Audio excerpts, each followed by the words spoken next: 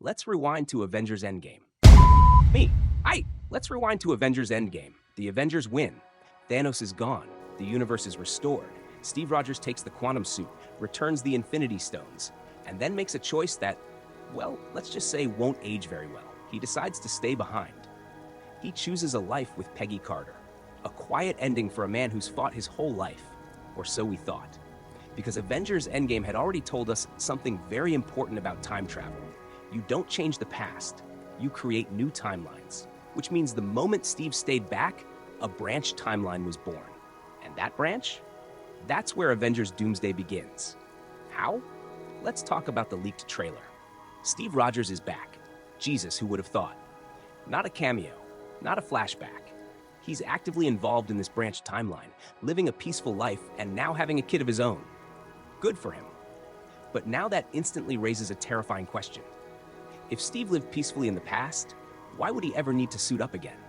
Unless something went wrong. Here's where the paradox kicks in. Steve staying behind wasn't just a personal choice. It was a cosmic mistake. Because Steve Rogers is not supposed to exist outside his timeline. By living decades in the past, Steve becomes a fixed anomaly, a living paradox that destabilizes reality over time. And who benefits from broken timelines? Victor Von Doom. Doom doesn't conquer worlds with brute force. He exploits fractures. A timeline where Captain America exists out of place is the perfect crack to pry open the multiverse. Doom doesn't invade Earth, he inherits its mistakes, and Steve Rogers is the biggest one. This reframes Steve's Endgame ending completely. He didn't retire, he became the first domino. Decades pass in that branch timeline. Steve lives. History unfolds differently, subtly, quietly, until reality starts collapsing. Wars that never happened. Alliances that shouldn't exist. Heroes born too early or too late. And eventually, Doomsday. Now let's talk about the most overlooked moment in Endgame, the shield. When old Steve hands Sam Wilson a brand new Captain America shield, it raises questions we never got answers to. Where did it come from? It's not battle damaged. It's not the same shield Thanos destroyed. It's new, which means it wasn't made before Endgame. It was made after, possibly during Avengers Doomsday.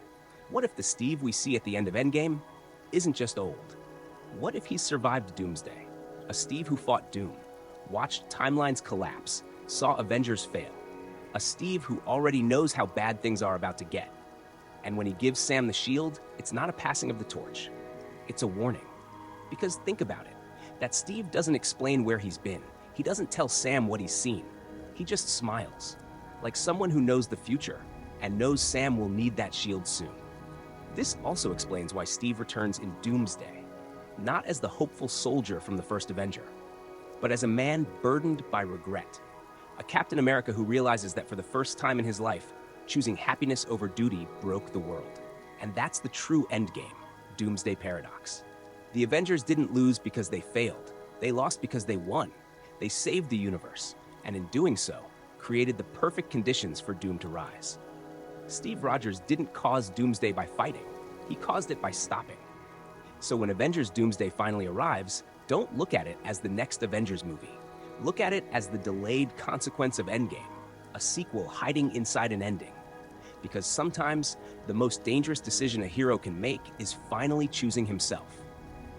And Doom is just the one who made sure the universe paid the price. Endgame didn't end the story. It just started the countdown. Subscribe for more updates.